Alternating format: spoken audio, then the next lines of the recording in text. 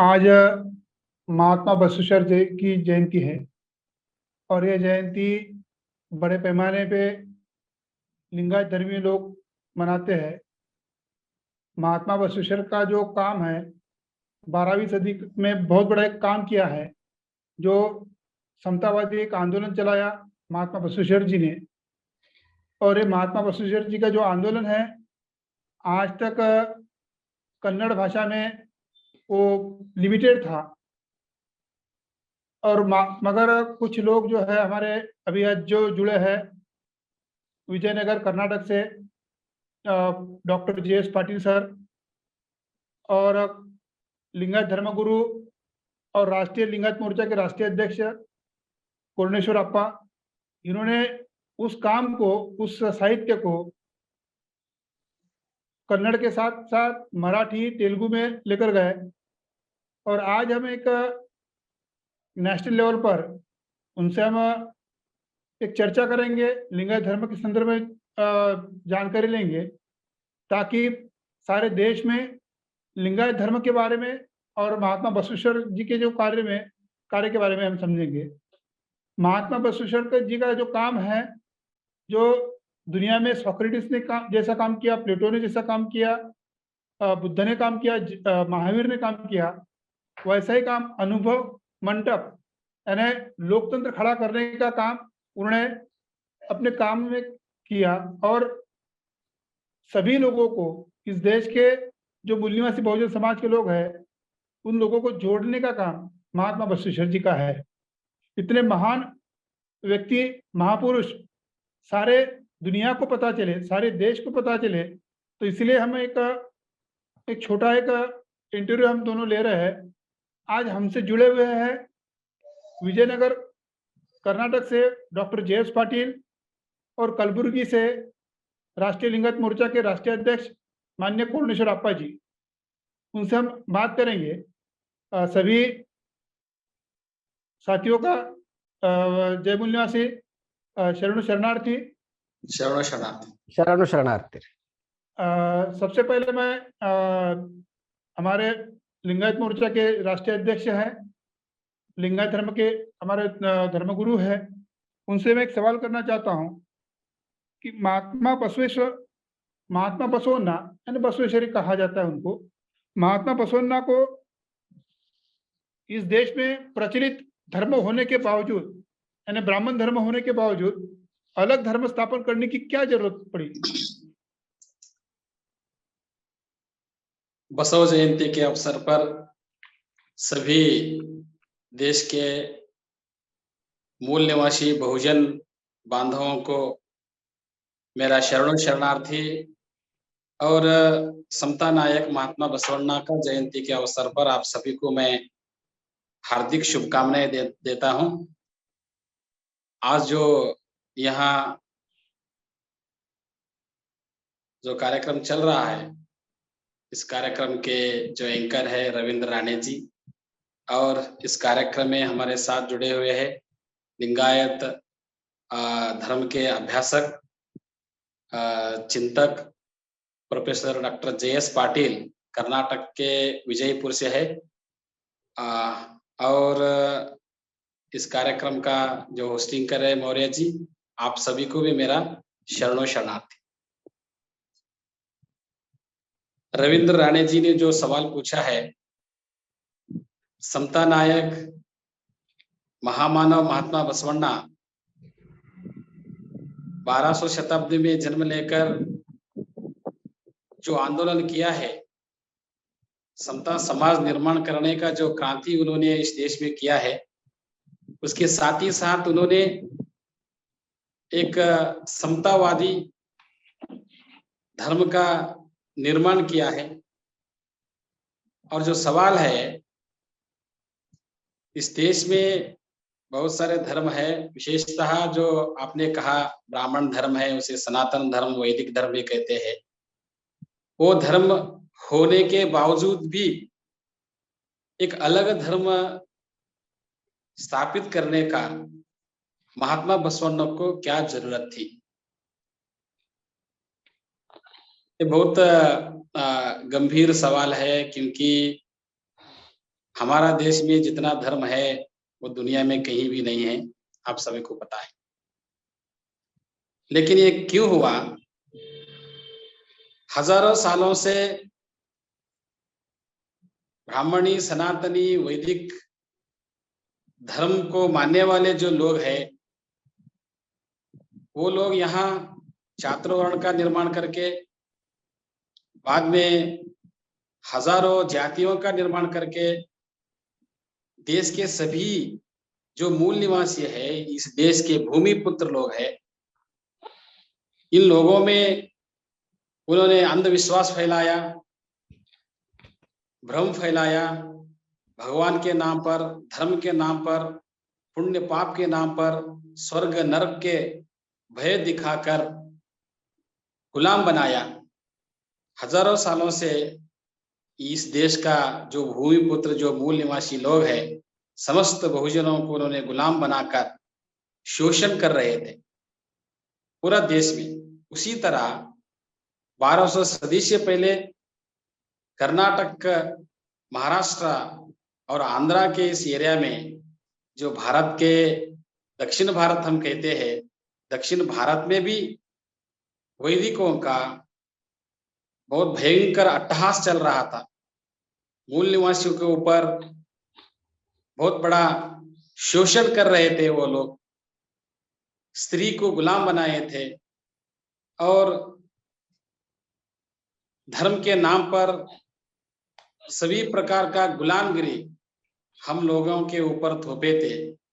उस समय महात्मा बसवण्णा ने इस सारे ब्राह्मणों का एक कारनामा देखकर, और मनुष्य मनुष्य में इतना भेदभाव है, मनुष्य को प्राणी से भी नीचे दिखाने वाले ये जो ब्राह्मणवाद है, उसके खिलाफ सभी मूल निवासी जो शरण थे, सबको साथ लेकर उन्होंने एक नया आंदोलन शुरू किया, जाति अंत का एक नया आंदोलन शुरू किया।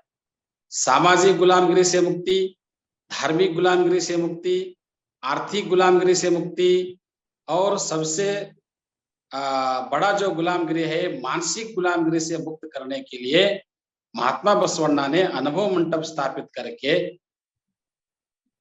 धर्म का इतना प्रभाव था, लोगों का धर्म का भी जरूरी था, इसलिए मूल निवासियों के लिए एक अलग सा उन्होंने पर्याय, यानी सभी प्रकार का अलग एक व्यवस्था, एक जो व्यवस्था थी ब्राह्मण व्यवस्था, गैर बराबरी का जो व्यवस्था थी, उस व्यवस्था को खत्म करके बसवण्णा ने एक नया व्यवस्था का निर्माण किया, एक परिवर्तनवादी, एक विचारवादी धर्म का निर्माण किया।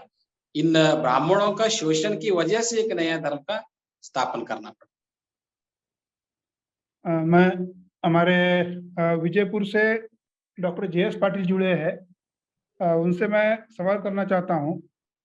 मानवता के आधार पर समतावादी समाज निर्माण करने के लिए बसवेश्वर जी ने जो काम किया है, तो उन्होंने कौन सा मार्ग अपनाया है? सब लोगों को शरण शरणार्थ। रविंद्र जी, आपका प्रश्न बहुत प्रस्तुत है आज के जमाने में। बसवण्णा जब एक अल्टरनेटिव लिंगायत धर्म का स्थापना करने के लिए सोच रहे थे, उस वक्त यानी बराबर 1500 साल बुद्ध धर्म के अवसान लगभग हो चुका था।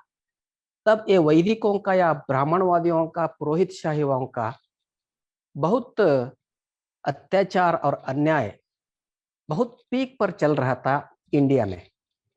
उसके साथ में और एक बात है, सिर्फ बसवण्णा ने शोषित वर्गों को ब्राह्मणवाद से विमोचन करने के लिए एक नया दिशा नहीं दिखाया, उसके साथ में और एक बहुत महत्वपूर्ण बात हमने ज्ञापक करना और याद में रखना बहुत जरूरी है। एक बात है, 8वीं सदी में जो बाहर के लोग भारत के धरती पर आक्रमण करके अंदर आ रहे थे, उस वक्त जब ये बाहर के लोग यानी मुगल्स, अरब्स, ये लोग जब आ रहे थे, उनके साथ में यहाँ के जो आर्यंस यानी ब्राह्मणवादी उनके साथ में मिलजुला कर इस भारत को खत्म करने के लिए सोच रहे थे। इस ब्राह्मण लोग बाहर वालों के साथ मिलके जब भारत को खत्म करना चाहते हैं, वो भारत को बचाने के लिए ही इस धरती का बहुजन मूल निवासी समाज को एक छत के नीचे इकट्ठा करके बसवಣ್णा ने जो स्थापित किया है, वो सिर्फ वैदिकों का खिलाफ में धर्म स्थापन नहीं किया, ये तो एक राष्ट्रीयवादी धर्म का स्थापना किया। मैं ये बहुत जोर दे के आपके सामने रखना चाहता हूं। लिंगायत सिर्फ एक अवैधिक या ब्राह्मण लोगों के विरोध का धर्म नहीं है, ये एक असल में राष्ट्रीयवादी धर्म है। जब ब्राह्मण लोग विदेशियों के साथ में मिलकर भारत को खत्म करना काम कर रहे थे, तब इस भारत को बचाने के लिए भारत के बहुजन मूल निवासी लोगों को इकट्ठा करके जो स्थापना किया, वो धर्म असल राष्ट्रीयवादी धर्म है। और इसके साथ में बसवण्णा ने बहुत सारे अप्रोचेस अपनाए। जब बौद्ध धर्म में भगवान के बारे में तटस्थ स्टैंड था, वो स्टैंड उन्होंने थोड़ा सा मॉडिफाई किया। एक तरफ भगवान और धर्म का अति विजृंभित करके लोगों को शोषण करने का ब्राह्मण धर्म, दूसरे तरफ गौतम बुद्ध का भगवान और धर्म के बारे में जो तटस्थ था, वो दोनों स्टैंड के बीच में एक मध्यम मार्ग बसवण्णा ने अपनाया। उसमें उन्होंने भगवान को मंदिर से बाहर लाके भक्तों के हाथ में दे दिया और फर्स्ट टाइम मंदिर जाना लोगों ने बंद कर दिया। ये बहुत बड़ा धक्का वैदिकों को बसवण्णा ने दे दिया। ऐसा करके उन्होंने बहुत सारे वैज्ञानिक स्टैंड पर बहुत सारे अप्रोचेस अपनाया और लोगों को ऑर्गेनाइज किया, और उसके साथ में उन्होंने समाज में जो ब्राह्मणवाद था उसको मिटाने के लिए बहुत अच्छा सा कोशिश उन्होंने किया। कुर्णेश्वर अप्पा जी, मैं आपको एक सवाल पूछना चाहता हूं कि मूल निवासी बहुजन समाज को एकजुट करने के लिए बसवण्णा ने कौन सा कार्यक्रम अपनाया? महात्मा बसवण्णा ने सभी मूल निवासियों को, जो ब्राह्मणों ने अलग अलग जातियों में बांटा था, वो सभी को एकजुट करने के लिए उन्होंने पहला काम किया, अनुभव मंडप का स्थापन किया। अनुभव मंडप यानी लोकशाही संसद, एक संसद है, विश्व का पहला संसद उसे वो हम कहते हैं, मूल निवासियों का संसद, श्रम करने वाले कायक जीवियों का संसद उन्होंने स्थापन की। उस अनुभव मंडप में सभी लोगों को आने जाने का उन्होंने मौका दिया। सिर्फ आने जाने का नहीं, सभी कायक करने वाले सभी लोग वहां आके, यानी श्रम करने वाले लोग आके अपना विचार वहां व्यक्त करने का उन लोगों को वहां मौका दिया। और उस समय जितने भी हम जो अब कहते हैं चमार हरड़ैया, दोहर कक्कैया, मातंग चन्नैया, नाभी अप्पण्णा, ऐसे बहुत सारे शरण्य सत्य का है, ऐसे अलग अलग जो काम करने वाले लोग थे, वो मराठी में 12 बलूतीदार 18 आलूतीदार कहते हैं।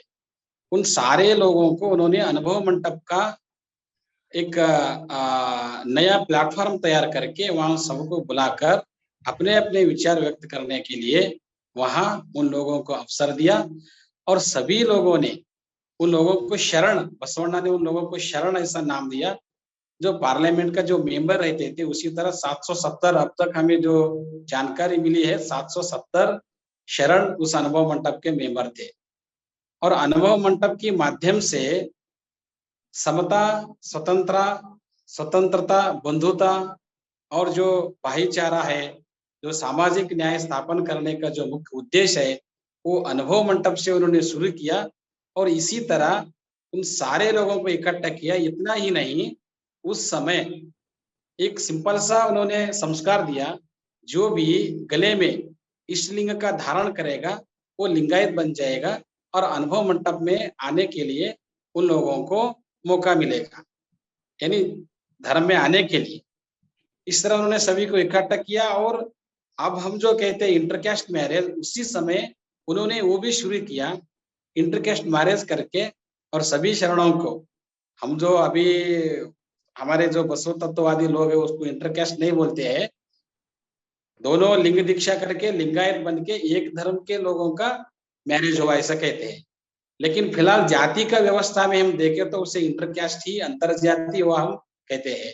इस तरह उन्होंने ये सभी मूल निवासी लोगों को इकट्ठा करने का एक मार्ग उन्होंने स्थापित किया। स्वामी जी, आपने जो कहा कि जो शरणों को इकट्ठा किया, जैसे ब्राह्मण धर्म की थ्योरी है सिद्ध पुरुष बनाने की, मगर क्या लिंगायत धर्म की सिद्ध पुरुष बनाने की थ्योरी है या साधक की थ्योरी है? यहाँ शरणत्व का थ्योरी है, शरण बनने का।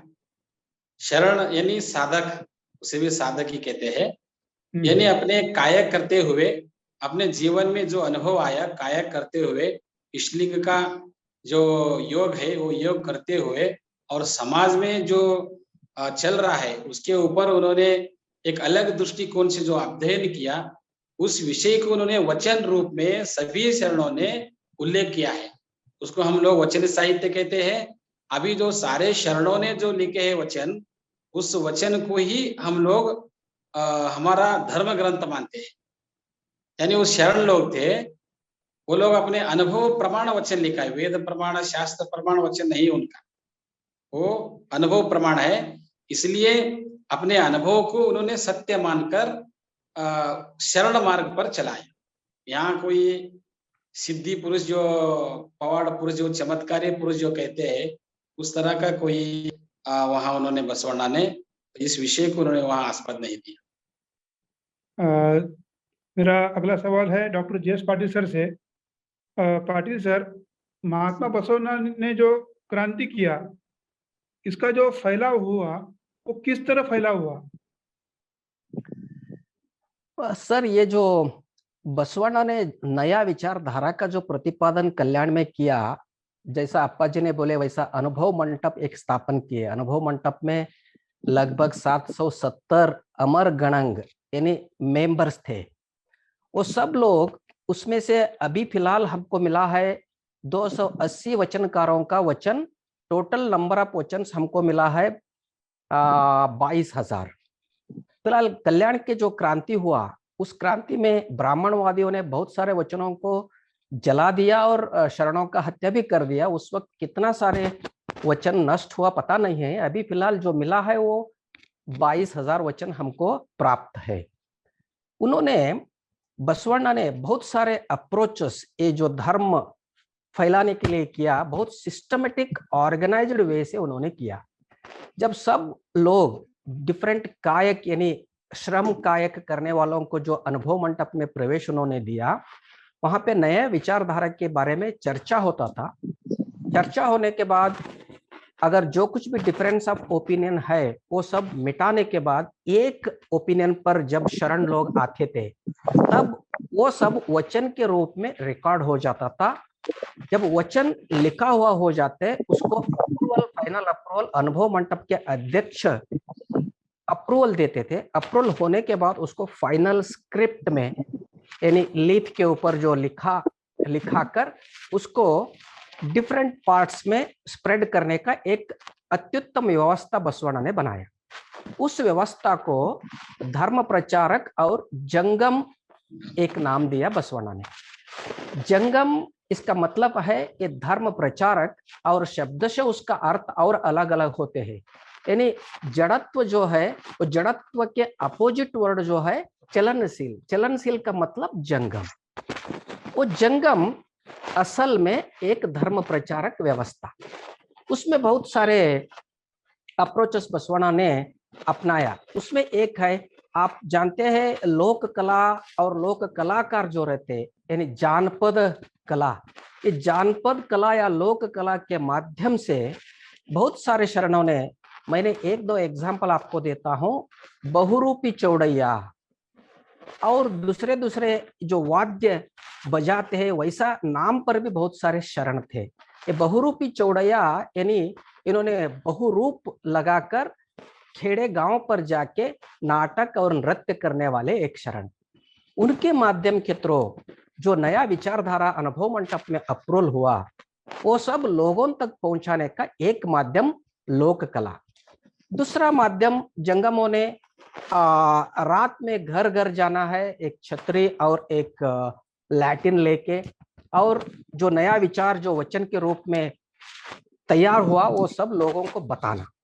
ऐसा करके बहुत सारे माध्यम बसवण्णा ने अपनाया और नगर को 5 रात और खेड़े गांव को 1 रात, ऐसा करके जंगम लोग जाना है, वहां पे वस्ती करना है और लोगों को ब्राह्मणवाद के खिलाफ में जो नया विचारधारा बसवण्णा ने प्रस्ताव किया अनुभव मंडप में, वो सब लोगों को बताया। ये सब रास्ता अपना के बसवण्णा ने बहुत कम समय में लिंगायत धर्म का तत्व सिद्धांत लोगों तक पहुंचाया। उसमें बहुत सारे शरणों का भी कंट्रीब्यूशन है। अल्लम प्रभु आप जानते हैं अनुभव मंडप के फर्स्ट अध्यक्ष वो निम्न वर्ग के थे। उन्होंने शायद पूरा भारत घूम के आए थे और घूमते वक्त उन्होंने बसवण्णा का जो क्रांति कल्याण में चल रहा है मौखिक रूप से उन्होंने प्रचार करते गए। इसीलिए कश्मीर के राजा मोळिगे मारैया कल्याण के तरफ आया, महाराष्ट्र के सोलापुर के सिद्धराम शरण उन्होंने भी कल्याण तक आया, और अफगानिस्तान से मरुल शंकर देव उन्होंने भी कल्याण तक आया। ये सब जो मौखिक रूप से अल्लम प्रभु जो काम किया है वो बहुत बड़ा काम, बेहतरीन काम उन्होंने किया कल्याण क्रांति के प्रचार में।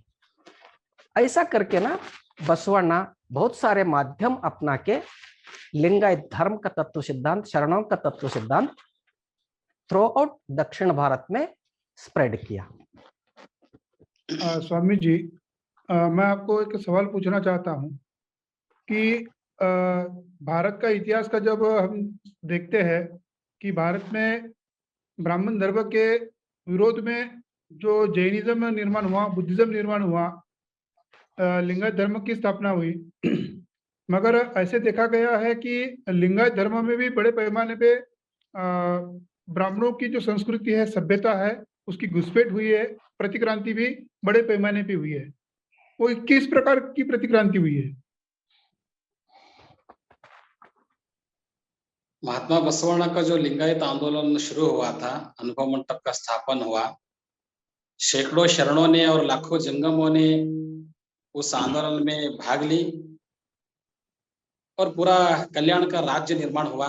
कल्याण राज्य में लिंगायत धर्म का स्थापन हुआ और सब तरफ वचनों का प्रचार प्रसार हुआ और लोगों में जागृति आई और लोग अपने जाति भेदभाव को खत्म करते हुए, गैर बराबरी को खत्म करते हुए बसवण्णा का धर्म अपनाकर सब लोग अच्छी तरह से जी रहे थे। यानी सभी प्रकार का अंधविश्वास के विरोध में और सभी प्रकार का अंधविश्वास को ठुकरा कर सभी लोग श्रम करने वाले, काया करने वाले लोगों का संख्या बढ़ गई थी। इस समय क्या हुआ, इसका बहुत बड़ा नुकसान ब्राह्मणों को, वैदिकों को हुआ, क्योंकि वो लोग भक्ति का भय दिखाकर, भगवान का भय दिखाकर धर्म के नाम पर, अंधविश्वास के नाम पर लोगों को लूटते थे और लोगों को शोषण करते थे। लेकिन लिंगायत धर्म का स्थापन का वजह से, शरणों का आंदोलन की वजह से लोगों में जागृति आई और बहुत बड़ा नुकसान वैदिकों का हुआ। इस वजह से क्या हुआ, वैदिकों ने षड्यंत्र करके कल्याण क्रांति को प्रतिक्रांति में उन लोगों ने रूपांतरण करने के लिए बहुत बड़ा हिंसा का मार्ग अपनाया। आपको पता है, जो भी ब्राह्मणों के खिलाफ इस देश में आवाज उठाए थे, क्रांति किए थे, वो सभी क्रांति के खिलाफ प्रतिक्रांति करके हिंसक और रक्त रंजित प्रतिक्रांति ब्राह्मणों ने किया, हिंसा का मार्ग लिया। उसी तरह 1200 सदी में जो अंत में वो लोगों ने समाज में अफवाह फैलाकर, षड्यंत्र करके लोगों को गुमराह करते हुए और बिज्जड़ों को, बिज्जड़ सेना को गुमराह करते हुए शरणों के और बिज्जड़ों के सैनिक के जो विरोध में, उन दोनों में आपस में झगड़ा लगा के उन्होंने प्रतिक्रांति की। शरणों का हत्या हुआ, शरणों ने खुद हाथ में तलवार लेकर, शरणी भी हाथ में तलवार लेकर, और वचनों को बचाने के लिए, विचारधारा को बचाने के लिए सैकड़ों किलोमीटर तक उन्होंने युद्ध किया है और लाखों लोगों का बलिदान हुआ है और रक्त रंजित क्रांति उस वक्त हुआ है। उतना ही नहीं, जो अनुभव मंडप था, जिस तरह नालंदा विश्वविद्यालय को उन लोगों ने आग लगाई थी और वहां का यूनिवर्सिटी और वहां का जो ग्रंथालय था उसको जलाए थे, वहां लाखों किताबें महीनों तक जलाए थे। उसी तरह अनुभव मंडप को आग लगाई, बहुत सारे वचनों को उन लोगों ने, वचन कट्टाओं को जला दिया। फिर भी जो जितना बचे कुचे वचन थे, वचन कट्टा थे, शरणों ने वो बचाने के लिए कल्याण से लेकर कारवार के पास उड़वी तक उन्होंने संघर्ष करते हुए लेके वचनों को बचाया और बहुत सारे शरणों का हत्या हुआ। इस तरह ब्राह्मणों ने हिंसा का मार्ग अपनाकर लिंगायत धर्म के साथ उन्होंने बहुत बड़ा हिंसक प्रतिक्रांति किया है। डॉक्टर पाटिल सर, मैं आपको एक सवाल पूछना चाहता हूं कि ब्राह्मण धर्म के जो फायदेमंद है ब्राह्मण लोग हैं, ये लोग जैसे बुद्ध, महावीर, जैसे आज महावीर जी की जयंती है, बुद्ध ने और महावीर ने और बसवेश्वर अन्ना ने यानी ब्राह्मण धर्म के कर्मकांडों को नकारा, ब्राह्मण धर्म ने वर्ण व्यवस्था को नकारा और जो ईश्वर संकल्पना थी, जो मंदिरों में पूर्णेश्वर आपा ने जो कहा कि मंदिरों में ब्राह्मणों ने मंदिरों में रखा था, वो बाहर निकाला। तो ऐसा लगता है कि ये जो महापुरुष है, ये जो मूल निवासी बहुजन समाज के महापुरुष है, इनका जो विचार है, यानी महात्मा बसवेश्वर का जो विचार है, ये महात्मा बसवेश्वर का जो विचार है, इस विचार से ब्राह्मणवादी लोग आज भी डरते हैं। आपको क्या लगता है? नहीं, वो तो बहुत बार प्रकट हो रहे हैं। जब लिंगायत धर्म का कॉन्स्टिट्यूशनल रिकग्निशन के लिए हमने आंदोलन शुरू किया दक्षिण भारत में इंक्लूडिंग महाराष्ट्र, तब बहुत बड़ा डर लग गया ये वैदिकों को। उन लोगों ने जैन धर्म अप्रूवल करते वक्त इतना विरोध नहीं किया, मगर लिंगायत धर्म अप्रूवल के टाइम पर जो आंदोलन शुरू किया उसको संघ परिवार और ये जो वैदिकवादी लोग,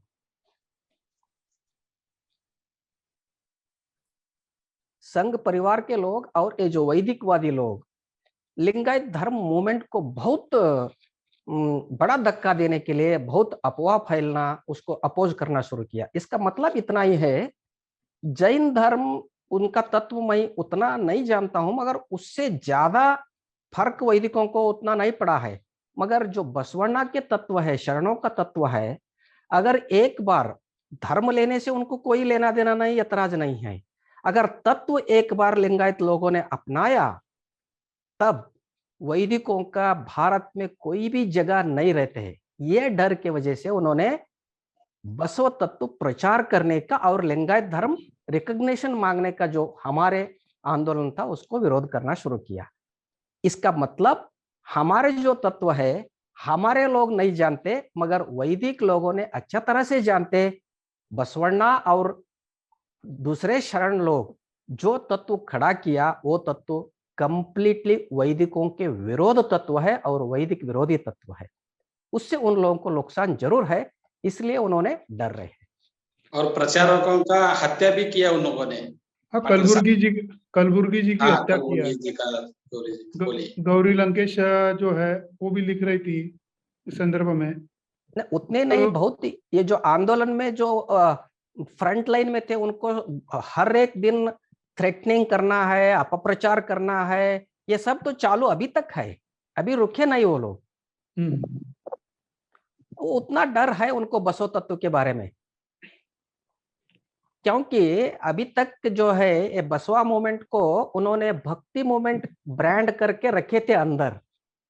ये भक्ति मूवमेंट नहीं है, वैचारिक मूवमेंट है। ये सब बाहर आया, वचन का आविष्कार जब हुआ, संशोधन जब हुआ, कलबुर्गी सर ने किया, हड़कट्टी साहब ने किया, ये सब बाहर आने के बाद उनका डर ज्यादा ही हो गया। यानी भक्ति मूवमेंट का मतलब यह है, भक्ति मूवमेंट एक 10% है बसव तत्व में। शरणों ने आत्मोन्नति से ज्यादा समाजोन्नति को बहुत बड़ा प्राशस्त्य किया उन्होंने। आत्मोन्नति तो एक व्यक्ति के लिए वैयक्तिक रहते हैं, समाजोन्नति जो है शरणा मूवमेंट का मेन इंटेंशन समाज उन्नति कैसा करना है, समाज में जो अंधश्रद्धा है, जो ब्राह्मणों का तत्व है, उसको मूलोत्पाटन करना है। अगर मूलोत्पाटन करना है तो उनको ही डर लगना है ना, इसलिए बसव तत्व को वो लोग ने अपोज कर रहे हैं। आपने जो कहा कि पहले कहा कि जैनिज्म को जितना विरोध नहीं किया, थोड़ा सा आज जैनिज्म की परिस्थिति है ऐसी है कि पूरे देश की जो लोक संख्या है 0.47% जैनों की संख्या है। और महावीर जैन ने कर्मकांड को नकारा, वर्ण व्यवस्था को नकारा, ईश्वर को नकारा, मगर आत्मा को नहीं नकारा। और इसी वजह से जैसे आपने कहा कि आत्मोन्नति पे ज्यादा उन्होंने दिया, समाज उन्नति पे ध्यान कम दिया। हाँ, इसी वजह से और आज ऐसी परिस्थिति दिख रही है कि जैनिज्म ब्राह्मणिज्म का एक पार्ट एंड पार्सल बन चुका है, इसलिए वो उसका विरोध नहीं किया। विरोध नहीं किया। यहाँ हमने कर्म सिद्धांत नकारते हैं, स्वर्ग नरक नकारते हैं और पुनर्जन्म भी नकारते हैं। लिंगायत में पुनर्जन्म का परिकल्पना नहीं है, स्वर्ग नरक का परिकल्पना नहीं है। आचार वे स्वर्ग अनाचार वे नरक वचनों में आ गया है। और कर्म सिद्धांत जो है, जो बिंदु से हम निकलते हैं और वापस वही बिंदु पे हम आते हैं, यानी आदमी मरने के बाद स्वर्ग या नरक को जाते हैं, थोड़े दिन वहां रहने के बाद फिर पूर्व कर्म के अनुसार उन्होंने पुनर्जन्म लेते हैं। इसका मतलब वही है, जो बिंदु से हम निकलते हैं वही बिंदु, यानी ये सर्कल। ये जो कर्म सिद्धांत, सर्कल का कर्म सिद्धांत लिंगायतों में नहीं है। लिंगायत मानते हैं कि आदमी अगर मर गया तो लिंगैक्य हो गया। मतलब भगवान और भक्त के बीच में जो अंतर था वैदिकों में, वो अंतर कम करने के लिए बसवಣ್णा ने बोला भगवान बाहर कहीं नहीं है, भगवान अपने में है, हम खुद भगवान है। इसलिए ये जो माध्यम इष्टलिंग है, आप पहनो यहाँ, इसके माध्यम से भगवान को मिलो। इसका मतलब लिंगायत मरने के बाद कहाँ जाते, लिंगैक हो जाते। लिंगैक मतलब जो भगवान आदमी के अंदर है उन्हीं में लीन हो जाते, लिंगैक्य हो जाता है। और जैनों में क्या है, ये सल्लेखन व्रत वगैरह बहुत हिंसा का व्रत है। भगवान को पाने के लिए हिंसा, खुद को हिंसा करने का जो है, वो लिंगायत नहीं मानते। अगर आदमी के अंदर भगवान है तो हम भगवान को हिंसा दिया जैसे ही हो जाएंगे ना। भगवान अगर खुद हम हिंसा ले लेते तो भगवान को हिंसा किया जैसे होते। इसलिए हिंसा का प्रवृत्ति लिंगायत धर्म में नहीं है। स्वामी जी को मेरा सवाल है, बसवण्णा का जो तत्व था उसका प्रचार प्रसार करने के लिए जो मठों की स्थापना किया है, ये मठों का कार्य प्रणाली कैसे है? मठों का जो मूल काम है वो धर्म प्रचार का ही काम है। वो भी महात्मा बसवण्णा का लिंगायत धर्म का विचारधारा को प्रचार करने के लिए ही मठों का निर्माण बाद में हुआ है। जो जंगम व्यवस्था महात्मा बसवण्णा ने की थी, जंगम व्यवस्था जो प्रचार करने वाले थे वही लोग आगे आकर कुछ सालों के बाद वो मठ के रूप में निर्माण हुआ।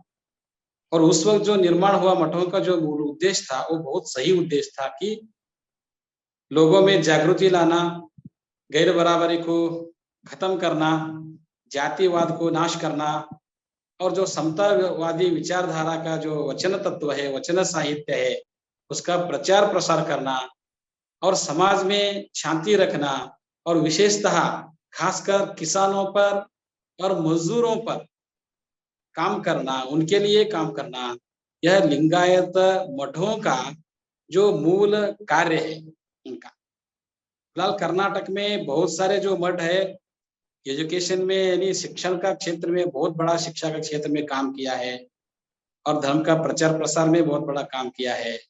जितना एक सरकार को करना चाहिए काम, उतना एजुकेशन का जो काम है लिंगायत मठों ने किया है। यानी वो महात्मा बसवण्णा का जो 12वीं शताब्दी में अनुभव मंडप स्थापन हुआ था, वहीं से वो शिक्षण शुरू हुआ था। वही परंपरा लिंगायत मठों ने अपनाया। लेकिन बाद में लिंगायत मठों में दो ब्राह्मणों का घुसपैठ हुआ, ब्राह्मणवादियों का घुसपैठ हुआ। यहाँ भी जो हमारा मूल प्रचारक थे जंगमों में ब्राह्मणों का घुसपैठ होने के बावजूद ये सारे मठों ने अपना जो सच्चा काम है वो काम को भूल दिया, कुछ मठों ने। और जो लिंगायत को बसवण्णा को मानने वाले जो मठ है, वो परंपरा है, उसमें विरक्त परंपरा है। जो जाति भेद को यानी जातिवाद को नहीं मानने वाले, बसवण्णा को मानने वाले, वचन साहित्य को मानने वाले, हमारा धर्म लिंगायत है, धर्मगुरु बसवण्णा है, हमारा धर्म ग्रंथ वचन साहित्य है। हमारा धर्म का तत्व क्या है? समता समाज निर्माण करने का, कायक तत्व को प्रचार प्रसार करने का और कल्याण राज का निर्माण करने का जो हमारा तत्व है, उसी आधार पर चलने वाले जो कुछ विरक्त मठ है वो सही में वो काम कर रहे हैं। लेकिन दुख की बात है, बहुत बड़े पैमाने पर जो इसमें भी जो घुसपैठ हुआ, जिस तरह सभी धर्मों में घुसपैठ हुआ ब्राह्मणवाद का, यहाँ भी घुसपैठ हुआ है। फिलहाल कुछ लोग बिल्कुल वैदिकों के साथ मिलकर उनका षड्यंत्र में शामिल होकर अपने धर्म के विरोध में काम कर रहे हैं। लेकिन एक ना एक दिन वो लोग भी हमारे मार्ग पर आना ही पड़ेगा, मजबूरन उनको यहाँ आना ही पड़ेगा, क्योंकि उन लोगों को ब्राह्मण धर्म में शूद्र का ही स्थान है। लिंगायतों में उनको गुरु का स्थान है, जगत गुरु का स्थान है, लेकिन आखिर में वो लोग यदि ब्राह्मणों को साथ देते हैं तो वहां शूद्र बनकर रहना पड़ता है, या बसवाना का लिंगायत धर्म में रहना है तो यहाँ उनको गुरु बनकर रहना पड़ता है। एक न एक दिन वो होना ही है और उस मार्ग में हम लोग भी बहुत कोशिश कर रहे हैं।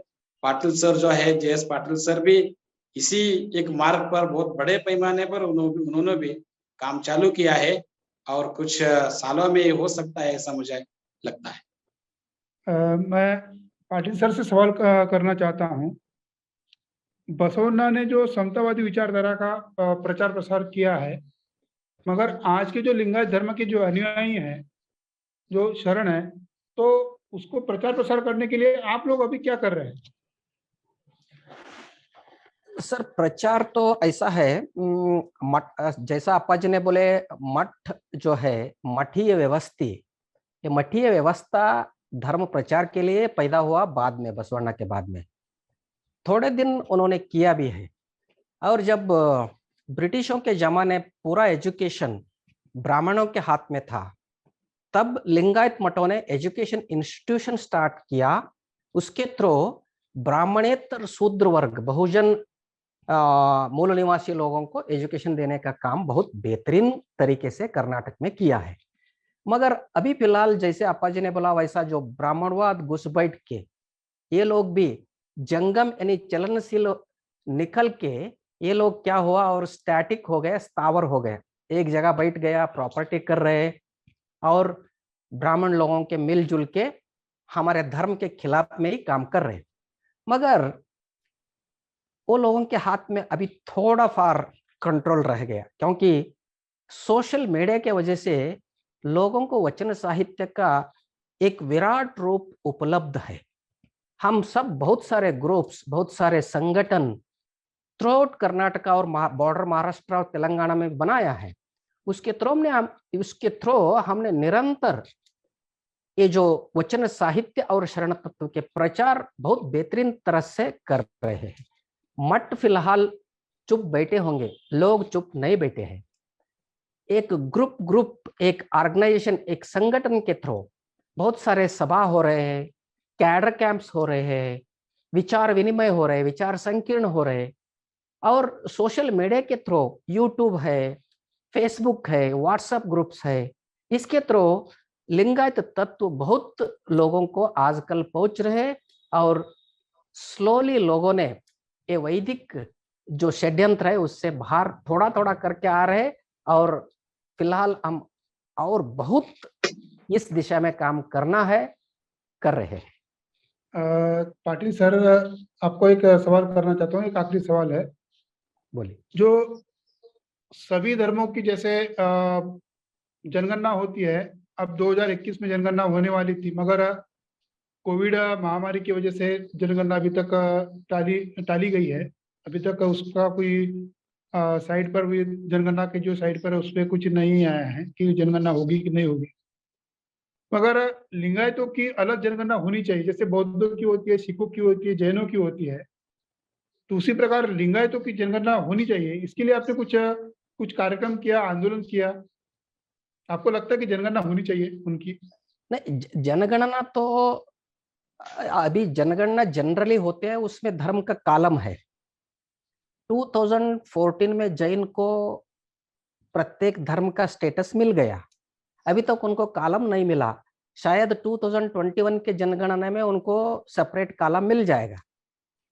फिलहाल पिछले जनगणना में लिंगायत लोग हिंदू बोल के नहीं लिखवाया, उसमें से 50,000 लोग, सिर्फ 50,000 लोग, हम है 2-3 करोड़ लोग अंदाज इंडिया में, उसमें से सिर्फ 50,000 लोग हम हिंदू नहीं है, हम लिंगायत धर्म वाले हैं, ऐसा लिखवाया। मगर इस बार जो ऑनलाइन सिस्टम हुआ, ऐप में आया, ऐसा सुनने में आ गया है। जब जनगणना शुरू होते तब हम बहुत लार्ज स्केल पर इसके अवेयरनेस के लिए पैम्पलेट्स के थ्रू, सभा के थ्रू हमने लोगों को जागृत कर रहे कि आप लोग जो आपका धर्म पूछते हैं जनगणना में, हम हिंदू नहीं है, अदर्स में हमारा धर्म लिखो, लिंगायत धर्म लिखो। हमारा टारगेट इस बार कम से कम 5-6 लाख, अगर हो सकता तो 10 लाख लोग मिनिमम हम हिंदू नहीं है, हम लिंगायत धर्म वाले हैं, ये लिखवाने के लिए हमने लोगों को तैयार कर रहे हैं और ग्राउंड लेवल पर कार्यक्रम जारी है।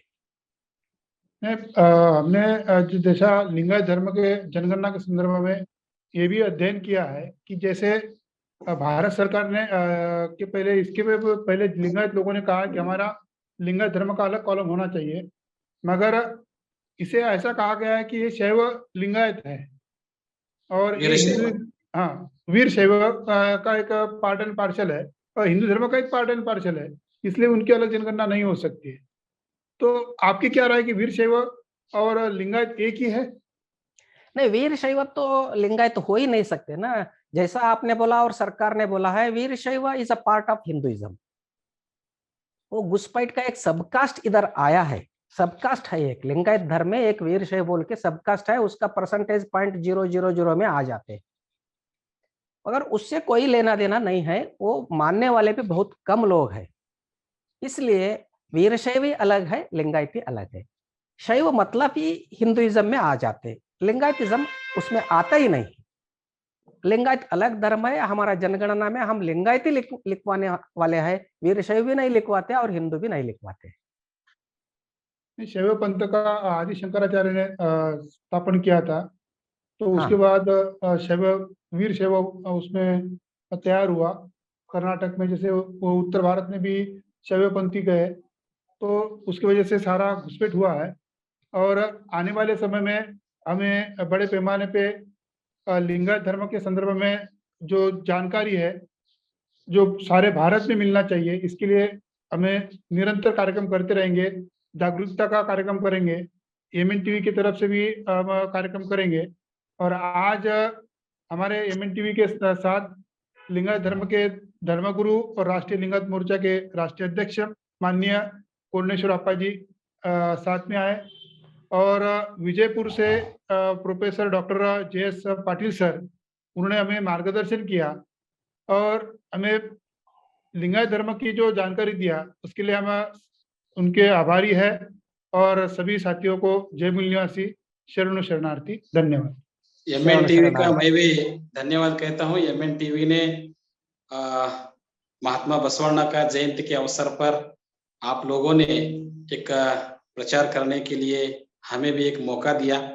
मैं MNTV का बहुत शुक्रगुजार हूँ। इसलिए इससे पहले भी आप जनगणना के बारे में भी एक वीडियो बनाया था, वो पूरा देश में बहुत फेमस हो गया।